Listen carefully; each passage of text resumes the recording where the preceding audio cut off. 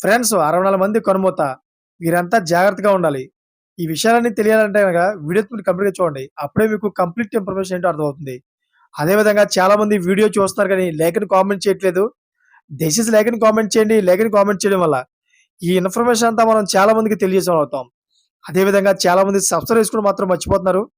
దయచేసి సబ్స్క్రైబ్ చేసుకోండి. సబ్స్క్రైబ్ చేసుకోవడం వల్ల నేను చేసే ప్రతి ఒక్క అప్డేట్ మీరు ముందుగానే పొందగలుగుతారు. ఫ్రెండ్స్, దేశంలో కోవిడ్ వ్యాప్తి రోజు రోజుకి పెరుగుతోంది. తాజాగా ఈ వైరస్ బారిన పడిన వారి సంఖ్య 6,000 దాటింది. అయితే ఇప్పటివరకు కోవిడ్‌తో దేశవ్యాప్తంగా 65 మంది మరణించినట్లు కేంద్ర ఆరోగ్య శాఖ వెల్లడించింది. అయితే ఆ శాఖ తాజా డేటా ప్రకారం జూన్ 8న ఉదయం 8 గంటలకు దేశవ్యాప్తంగా క్రియాశీలక కేసుల సంఖ్య 6,133కు చేరింది. అయితే గత 24 గంటల్లో 378 కొత్త కేసులు నమోదు కాగా, 6గురు ప్రాణాలు కోల్పోయారు. కేరళలో అత్యధికంగా 1950 యాక్టివ్ కేసులు ఉండగా, గుజరాత్, పశ్చిమ బెంగాల్, ఢిల్లీ తర్వాత స్థానాల్లో ఉన్నట్లు అధికారులు పేర్కొన్నారు. ప్రజలు తగిన జాగ్రత్తలు తీసుకుంటూ అప్రమత్తంగా ఉండాలని సూచించారు.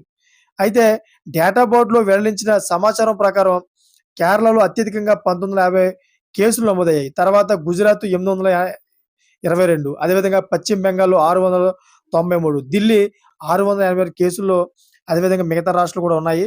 ఇటువంటి లేటెస్ట్ అప్డేట్స్ కోసం ఛానెల్ సబ్స్క్రైబ్ చేసుకోండి. Thank you for watching friends.